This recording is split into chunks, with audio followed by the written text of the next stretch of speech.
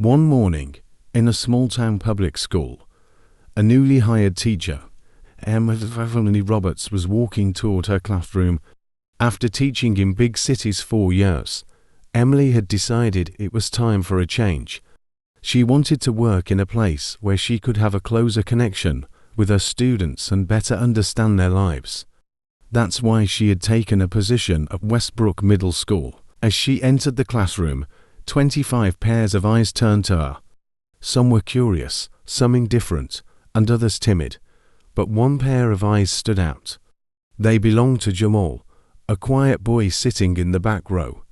Jamal rarely spoke, never raised his hand, and his grades were below average.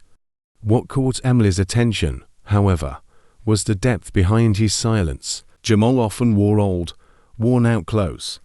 His notebooks were incomplete, and sometimes it seemed like he skipped lunch. Emily noticed these things, but hesitated to ask him directly.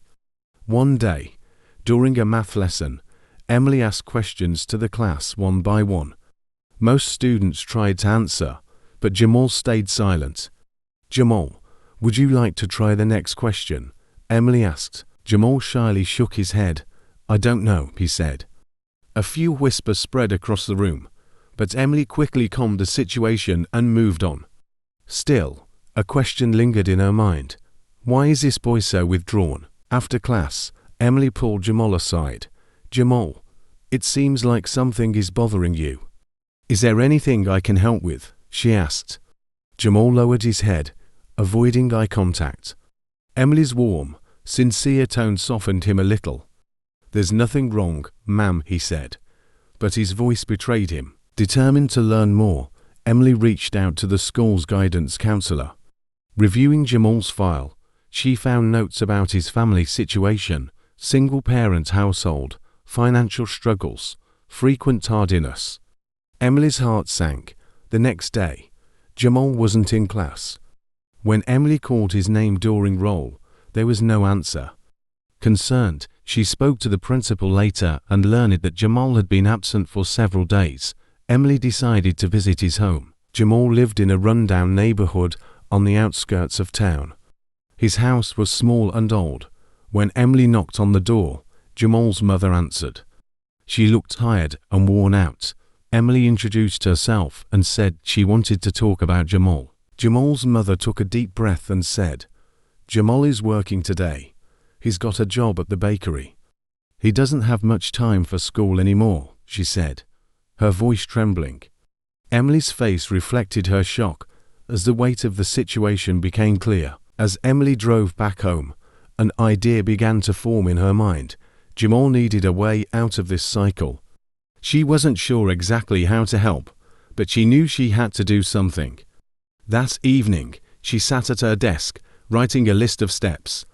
She needed to find resources for Jamal and a way to support his education. The next morning, Emily introduced a project to her class, getting to know each other. She asked her students to write about a challenge they had faced in their lives and how they overcame it. This was Emily's way of understanding Jamal better. When the project was due, Emily collected the essays and read them that evening. Jamal's essay brought tears to her eyes. He wrote about losing his father at a young age, his mother working 2 jobs, and how he worked at the bakery to contribute to their household. "I love coming to school, but there are often other things I have to do," he wrote. The next day, Emily asked Jamal to stay after class for a conversation. She gestured for him to sit down. "Jamal," she began, "I'm so proud of you. You're incredibly responsible, and you're helping your family. But you also have a future, and we need to work together to build it." Emily didn't ask Jamal to quit his job because she understood how important it was for his family. Instead, she decided to provide him with additional support to succeed in school. She began researching scholarship opportunities for Jamal, spoke with the school administration, and found a volunteer tutor to help him with his studies. Emily also shared Jamal's story anonymously on social media. The story resonated with many people, and a small donation campaign was started for Jamal. Within weeks, enough funds were raised to provide significant help to his family. With this support, Jamal was able to attend school regularly. His grades improved rapidly, and his classmates admired him.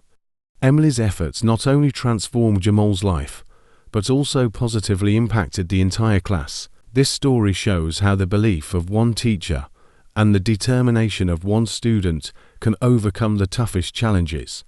Thanks to Emily's help, Jamal was no longer just a student. He was a young man with hope for the future. If you enjoyed this story, don't forget to subscribe to our channel, hit the like button, and share this inspiring story with your friends.